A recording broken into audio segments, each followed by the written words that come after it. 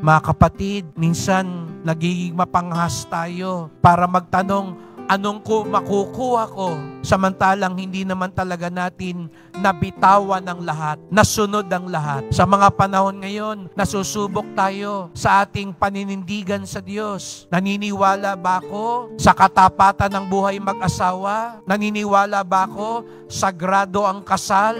Naniniwala ba ako na hindi dapat pinaghihiwalay ng tao ang pinagsama ng Diyos? Naniniwala ba ako na dapat piliin ko yung mabubuting tao, hindi mga tiwali, hindi yung hindi sumasang-ayon at kumakatawan sa ating paniniwala? Sa mga panahon na nasusubok yung pagsunod natin sa Diyos, masasabi pa talaga natin, iniiwan natin ang lahat para sa Kanya? Mahal na pong Jesus Nazareno, bago sana namin tanungin kung anong aming matatanggap sa inyo, tanungin muna namin ang aming sarili. Handa ba kaming iwan ang lahat? Handa kaming sundin ba ang lahat upang ikaw ang tunay na maghari, ikaw ang tunay na masunod? Doon lamang kami magkakaroon ng lakas ng loob magtanong kung ano ang aming matatanggap, sapagkat hindi lang sulit ang aming pinili. Ikaw, mahal na pong Jesus Nazareno, ay higit pa sa sapat sa aming buhay.